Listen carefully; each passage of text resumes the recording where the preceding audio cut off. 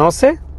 సిద్దిపేటలో 100 కోట్ల భూ కుంభకోణంలో పొన్నం ప్రభాకర్ వాళ్ళ కుటుంబ సభ్యులు ఏదైతే ఇన్వాల్వ్ అయ్యారో ఆ విషయంలో ఆయన తగ్గుతాడేమో, ఆ భూమి వెనకకిస్తాడేమో అనుకుంటే అది కాకుండా వాళ్ళ మనుషులు వచ్చి ఆ సైట్లో కొంతమంది తిరిగిపోయి భయభ్రాంతులకు గురి చేస్తున్నారట.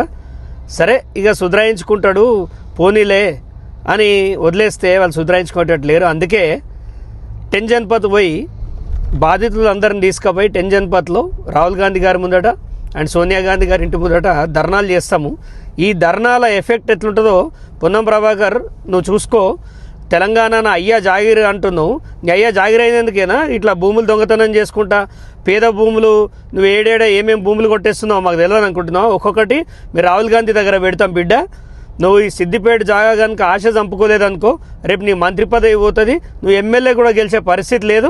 తెలంగాణ అయ్యా జాగిర్ అని ఏదో పెద్ద స్టేటస్లు పెట్టుకొని తెలంగాణ హీరో బిల్డప్ ఇయ్యకు. నువ్వు చేసే దొంగ కథలన్నీ మాకు తెలుసు. నువ్వు 7 ల్యాండ్లు కొంటున్నావు, 7 నీ బినామీలు ఉన్నారు.